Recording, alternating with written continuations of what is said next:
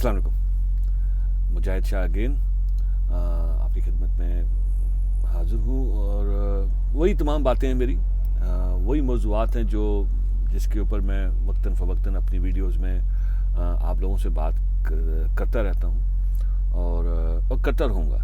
अच्छा, भले आप लोग इसको एक दफ़ा भी ना देखें या आप इसको देखें और इस पर गौर करें, ये आपकी मेहरबानी है और कुछ भी करें आप, लेकिन मैं अपना काम करूँगा। मैं आप लोगों तक जो बात मैंने माशरे में ज़िंदा रहकर पाकिस्तान और अमेरिका और दूसरे ममालिक में मैंने सफ़र करके सीखी हैं, समझी हैं, वो मैं आपसे शेयर करूँगा और शेयर करता रहूँगा। एक वाक़या तो आपने बहुत तवज्जो से सुना होगा, बहुत दफ़ा सुना होगा कि नबी पाक सल्लल्लाहु अलैहि वसल्लम के पास उनकी लख्त जिगर उनकी बेटी बीबी फ़ातिमा तशरीफ़ लाईं और उनसे कहा कि या रसूलुल्लाह सल्लल्लाहु अलैहि वसल्लम मेरे लिए कुछ लॉन्ड्री का बंदोबस्त करें, खादिमा का बंदोबस्त कर दें, क्योंकि मेरे तो हाथ भी चक्की पीस के बिल्कुल उस पर छाले पड़ गए हैं और मैं बहुत ही तकलीफ़ महसूस करती हूँ और हालात भी इतने अच्छे नहीं रहते। तो अब तो जो बैतुल माल है उसके अंदर भी काफ़ी ज़्यादा अल्लाह ताला का फ़ज़ल है कि बहुत सी फतूहात के बाद काफ़ी सामान है, तो अब हमें भी कुछ, तो नबी पाक सल्लल्लाहु अलैहि वसल्लम ने उसको, वो आपको मालूम है सबको, वो विरद बताए, सुबहान अल्लाह पढ़ा करें और अल्हम्दुलिल्लाह और ला इलाहा, इस तरह के तमाम, वो जिसको ज़िक्र फ़ातिमा भी कहते हैं, अपने ऐसे कुछ ज़िक्र है इसका, तस्बीह फ़ातिमा। अच्छा, मैंने जब गौर किया ना इस बात पे, तो मुझे लगा कि यार बात ये है कि उसके बाद क्या हुआ। आप बीबी फ़ातिमा ने, ज़ाहिर है नबी का हुक्म है, बाप भी हैं, उसकी बड़ी मतलब फेवरेट बेटी हैं, तो लाजमी अल्लाह ताला के रसूल के हुक्म पे अमल किया होगा और उसका विरद शुरू कर दिया होगा। तो क्या उसके बाद क्या हुआ? क्या बीबी फ़ातिमा के घर में कोई मतलब छप्पर फट गए थे, दौलत के अंबार लग गए थे? आपको तारीख में ऐसा नज़र नहीं आएगा, ऐसा कभी नहीं हुआ। तो फिर वो उस जिक्र का मकसद क्या था, उस जिक्र का फ़ायदा क्या हुआ? तो जो मुझे समझ आई है वो ये थी कि नबी पाक सल्लल्लाहु अलैहि वसल्लम ने जब बीबी फ़ातिमा को ये जिक्र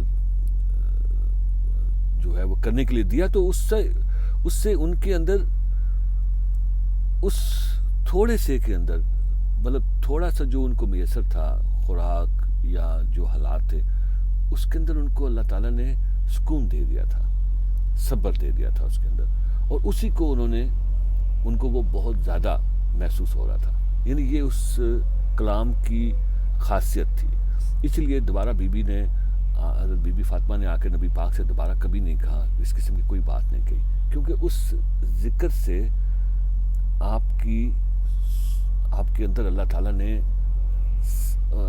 यानी सब्र को और पुख्ता कर दिया था। मैं ये नहीं कहूँगा कि सब्र नहीं था उनमें, सब्र में और पुख्ता कर दिया था, और उनको वो जो एक दाना भी खुराक का अगर मैसर था उनको, उस एक दाने को भी या एक रोटी को भी उन्होंने अपने लिए नफ समझना शुरू कर दिया था, या उनको वो महसूस हो रहा था कि दैट्स मोर देन नफ। यानी एक नवाला खा के भी आप सैर हो जाएं और यहाँ देगों की देगें खा लें और आपको भूख ना मिटे। वो जो देगों की देगें खा के भूख नहीं मिटती, उसका हल जो था ये ज़िक्र फ़ातिमा से उनको मिला। अच्छा, ये बात मैंने क्यों कही है आप लोगों को? इसलिए मैं कहता हूँ कि अप्रोच ठीक रखें कि अगर हमने कोई काम करना है, कोई ज़िक्र इलाही करना है, कोई नमाज पढ़नी है, कोई रोज़ा रखना है, तो अप्रोच जो है वो सही रखनी चाहिए। अगर आप अप्रोच सही रखेंगे तो मैं आपको यकीन दिलाता हूँ तब उसका फल मिलता है, यानी जिसे आप नीयत कहते हैं। अच्छा, मैं आपको एक और जो बात शेयर करने लगा हूँ, और वो गुस्ताखी मुझे लगेगी कि बहुत से लोग उसको समझेंगे कि मैंने क्या बात कही है। मैं अपने तसव्वुर में महसूस करता हूँ कि अगर जो हमारी इस वक्त मौजूदा पाकिस्तान में लोगों की जो ज़हनी اور دلی اور عملی لیول پہ جو ایک ہماری کیفیت ہے، اس کے ذہن میں میرے ایک بات آتی ہے کہ اگر فرض کر لیں کہ آج نبی پاک صلی اللہ علیہ وسلم کا ظہور ہو اور وہ پاکستان میں ہو اور وہ انہی حالات میں ہو جیسے کہ آپ کا ظہور پہلے ہوا تھا، مجھے نہیں لگتا کہ ہم میں سے ایک بندہ بھی ان پر ایمان لے آئے گا، ایک بندہ بھی، کیونکہ اس وقت کے جو مکہ کے جو مشرکین تھے وہ بھی اسی طرح کی لا یعنی قسم کی گفتگو اور لا یعنی قسم کی کے مسائل کا شکار تھے کہ جی ہم بتوں کو کیوں چھوڑیں، ہم بت ہمارے خدا نہیں ہیں، اللہ تو ایک ہی ہے، وہی ہے جس کو تم پوچھتے ہو ہم بھی پوچھتے ہیں، لیکن یہ جو بت ہم نے بنائے ہوئے ہیں یہ ہم نے صرف یہ اس کی سفارشی ہیں، یہ اس کی بیٹی ہیں، اس قسم کے مطلب اپنے اپنے طرز کے وہ ان کے وہ تھے، اور مانتے تھے کہ نبی پاک صلی اللہ علیہ وسلم کی ذات سچ کہتے ہیں مگر ایمان نہیں لانا. یعنی یہ ابو جہل کے بارے میں بھی ہے، سب جو مشرکین کے بڑے بڑے سردار تھے ان کو پتہ تھا کہ نبی پاک صلی اللہ علیہ وسلم سچے نبی ہیں اور جو کہہ رہے ہیں وہ بالکل سچ ہے، مگر ایمان نہیں لا رہے تھے. کیونکہ ایمان لانے میں پرابلم یہ آ رہی تھی کہ ان کو بہت ساری مسائل چھوڑنے پڑ، مطلب بہت سی چیزیں چھوڑنی پڑ رہی تھیں، سود، بدکاریاں، جھوٹ، سب چھوڑنا پڑ رہا تھا. مگر وہاں صرف چند لوگ صحابہ تھے جنہوں نے آمین کہا. کیونکہ ہم نے پاکستان کے اندر بھی اپنے بت بنا لیے ہیں، اپنی غرض کے. یاد رکھیے کہ نبی پاک صلی اللہ علیہ وسلم نے کسی کو تعویذ نہیں دیا تھا، نبی پاک نے کوئی معجزہ بھی نہیں کر کے دکھایا اس طرح کا جسے کہتے ہیں نا حصی معجزہ، جیسے حضرت موسیٰ علیہ السلام کا تھا یا حضرت عیسیٰ علیہ السلام کے تھے. تو اللہ نبی پاک صلی اللہ علیہ وسلم کا معجزہ سب قرآن ہی تھے، مطلب جو بڑا معجزہ ہم دیکھ سکتے ہیں اپنی آنکھوں سے. اور ہم تو ایسے لوگ ہیں، ہم تو کہتے ہیں یار پیر جی بیٹا دے، پیر نے بیٹا دے دیا تو پیر سچا ہے، پیر نے نوکری دے دی تو پیر سچا ہے، پیر نے تویز دیا اور میری بیوی بہت اچھی بچی بن گئی، اچھی بیوی بن گئی تو پیر سچا ہے. ہم نے تو اپنے اغراض و مقاصد کے لیے اپنے لیے جو بت گھڑے ہوئے ہیں نا، ہم مانیں گے نہیں کہ وہ بت ہیں ہمارے لیے. وہ بت ہم اس لیے ان کے ساتھ جڑے ہوئے ہیں کہ لگتا یہ ہے کہ شارٹ ٹرم میں یہ ہمیں فائدہ دے رہے ہیں، دنیا میں دنیاوی مقاصد حاصل کرنے کے لیے ہم ان بتوں کو ساتھ جڑ گئے ہیں پکے کہ جی یہ بت ہمیں دنیا میں کامیاب کریں گے، اس لیے ہمیں نوکریاں ڈھونڈنے کے لیے، باقی مسائل کرنے کے لیے ہمیں یہ تعویذ، گنڈے اور اس قسم کے جتنا بھی کچھ کرنا پڑے جس سے بھی ہمیں کچھ ملنے کی چانس ہو، ہم وہاں چلے جاتے ہیں. ہدایت لینے کے لیے ہم کسی بابے کے پاس، کسی پیر کے پاس نہیں جا رہے کہ اس سے ہدایت لیں، اس سے رہنمائی لیں، اس کے عمل سے سیکھیں. لیکن ہم نہیں جاتے، ہم صرف شارٹ کٹ کے لیے جاتے ہیں. داتا صاحب جائیں یا لوگ ایون وہ زلجنا میں ایک گھوڑے کے نیچے سے اور اوپر سے گزر جاتے ہیں کہ جی میری منت پوری ہو جائے. وہ کپڑے کے علم بنا کے وہ ٹانگ رہے ہوتے ہیں کہ جی میری منت پوری ہو جائے. مطلب مجھے شارٹ ٹرم میں ایک وہ چاہیے، فائدہ چاہیے. تو میں سوچیں کہ اس زمانے میں اگر نبی پاک صلی اللہ علیہ وسلم آتے اور وہ آپ کو بیٹا نہیں دے سکتے ہوں، مطلب اس طرح سے جس طرح کہ ہم اس آج کل مانگتے ہیں. ویسے تو وہ تو رحمت للعالمین تھے اور رحمت للعالمین ہیں، اور وہ تو دنیا کا سارے خزانے اللہ تعالیٰ نے فرمایا کہ میں نے پوری کائنات ہے نبی تیرے لیے بنائی ہے، اور میں اور میرے فرشتے نبی پاک صلی اللہ علیہ وسلم پہ درود بھیجتے ہیں، اور تم لوگ بھی بھیجا کرو تاکہ تم پہ میں رحم کروں. لیکن دیکھیں انہوں نے کسی صحابی کو بیٹا نہیں دیا، نہ کسی کو تویز دے کے اس کی نوکری لگوائی ہو، یا مطلب اس کی بیٹی کا رشتہ کروا دیا ہو. انہوں نے کچھ نہیں ایسا کیا. انہوں نے لوگوں کو کہا جھوٹ بولنا چھوڑ دو، خود بھی جھوٹ نہیں بولا، صبر کرو، خود بھی صبر کیا، پہلے خود کیا، لوگوں کو دکھایا.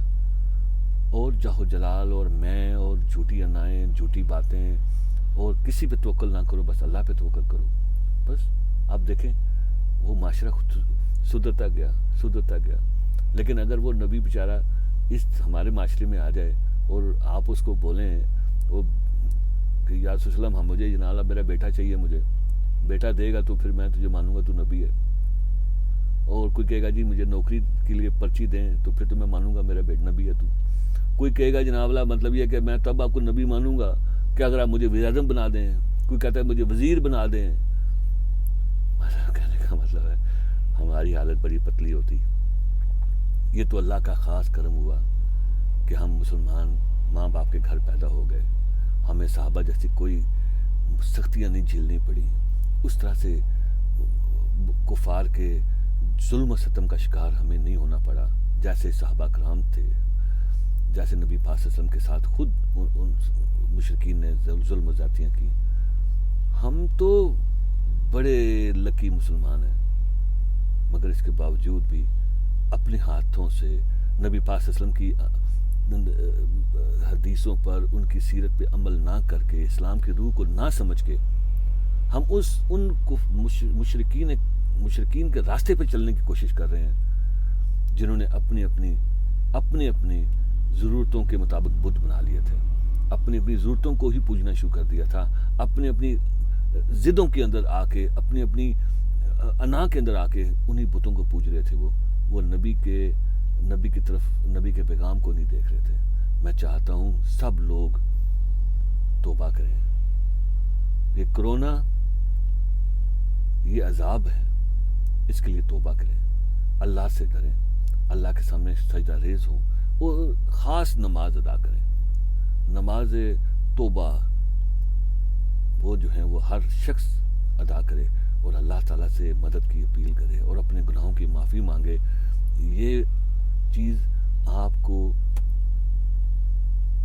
بچائے گی اس دنیا میں بھی اور آخرت میں بھی، اچھا انسان بنائے گی اور اچھا مسلمان بنائے گی. میرے دوستو، یہ کوئی مذہب کی بات میں نے نہیں کی، نہ میں مذہب کی بات کرنے کا حقدار ہوں کیونکہ میری اتنی پوزیشن نہیں ہے، لیکن یہ جنرل سی بات ہے. آپ کو اچھی لگتی ہے نہیں لگتی ہے مجھے غرض نہیں ہے، آپ کو پسند آتی ہے نہیں پسند آتی کوئی بات نہیں، لیکن ایک بات یاد رکھیں، جب آپ آرام سے سوچیں گے، سکون سے بیٹھیں گے اور اپنے آپ کو دیکھیں گے، تبھی آپ کو نظر آئے گا کہ کیا سچ ہے اور کیا جھوٹ ہے.